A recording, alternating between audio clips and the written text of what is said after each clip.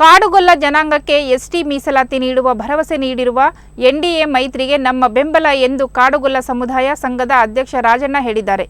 ಗುಬ್ಬಿ ತಾಲೂಕಿನ ನಲ್ಲೂರಿನಲ್ಲಿ ನಡೆದ ಕಾಡುಗೊಲ್ಲರ ಪೂರ್ವಭಾವಿ ಸಭೆಯನ್ನು ಉದ್ಘಾಟಿಸಿ ಮಾತನಾಡಿದ ಅವರು, ರಾಜ್ಯದಲ್ಲಿ 8 ಲಕ್ಷ ಮತದಾರರಿರುವ ಕಾಡುಗೊಲ್ಲ ಜನಾಂಗದ ಮತಗಳನ್ನು ಪ್ರಧಾನಿ ನರೇಂದ್ರ ಮೋದಿ, ಮಾಜಿ ಪ್ರಧಾನಿ ಎಚ್.ಡಿ. ದೇವೇಗೌಡ ಹಾಗೂ ಕೇಂದ್ರ ಗೃಹ ಸಚಿವ ಅಮಿತ್ ಶಾ ಅವರು ಕಾಡುಗೊಲ್ಲರಿಗೆ ಎಸ್ಟಿ ಮೀಸಲಾತಿ ಕಲ್ಪಿಸುವ ಭರವಸೆ ನೀಡಿರುವುದರಿಂದ ಮುಂಬರುವ ಲೋಕಸಭಾ ಚುನಾವಣೆಯಲ್ಲಿ ಕಾಡುಗೊಲ್ಲ ಸಮುದಾಯ ಎನ್ಡಿಎ ಅಭ್ಯರ್ಥಿಗಳಿಗೆ ಒಗ್ಗಟ್ಟಿನಿಂದ ಮತ ಚಲಾಯಿಸಲಿದೆ ಎಂದರು. ಚಿತ್ರದುರ್ಗ, ತುಮಕೂರು ಜಿಲ್ಲೆಯಲ್ಲಿ 3 ಲಕ್ಷ ಕಾಡುಗೊಲ್ಲ ಮತಗಳಿದ್ದು, ತುಮಕೂರಿನಲ್ಲಿ ವಿ. ಸೋಮಣ್ಣ ಹಾಗೂ ಚಿತ್ರದುರ್ಗದಲ್ಲಿ ಗೋವಿಂದ ಕಾರಜೋಳ ಪರವಾಗಿ ಮತ ಚಲಾಯಿಸಲಿದ್ದಾರೆ ಎಂದರು.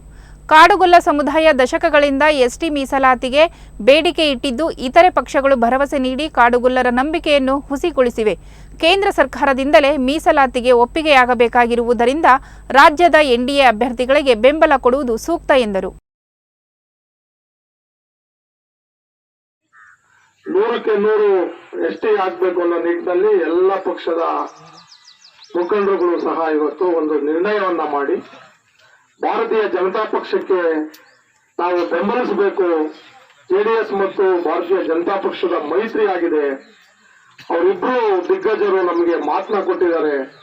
ಹಾಗಾಗಿ ಮುಂದಿನ ಪೀಳಿಗೆಗೆ ಒಳ್ಳೇದಾಗಬೇಕು. ಕಾಡುಗೊಲ್ಲರ ದುಸ್ಥಿತಿ, ಅವರಿಗೆ ಮೂಲಭೂತ ಸೌಕರ್ಯಗಳಿಲ್ಲ, ಶಿಕ್ಷಣದಿಂದ ವಂಚಿತರಾಗಿದ್ದಾರೆ. ಅವರು ಇವತ್ತು ಎಲ್ಲೇ ಹೋದ್ರೂ ಸಹ ಇವ್ರನ್ನ ಕಾಡುಗೊಲ್ಲರು ಅಂತ ಬಿಂಬಿಸಬಹುದು. ಇವತ್ತು ದಲಿತ ಕಾಲೋನಿಗಳು ಗಲ್ರಟ್ಟಿಗಳಿಗೆ ತಾಳೆ ಮಾಡಿದ್ರೆ ಇವತ್ತು ಊರುಗಳಾಗಿದೆ. ದಲಿತ ಕಾಲೋನಿಗಳು ತಮ್ಮ ಗಲ್ರಟ್ಟಿಗಳು ಕಾಲೋನಿಗಳಾಗಿವೆ. ಬಂಧುಗಳೇ, ಇದಕ್ಕೆಲ್ಲ ಕಾರಣ ಏನಂತ ಅಂದ್ರೆ ನಮ್ಮಲ್ಲಿ ಒಗ್ಗಟ್ಟಿಲ್ಲ.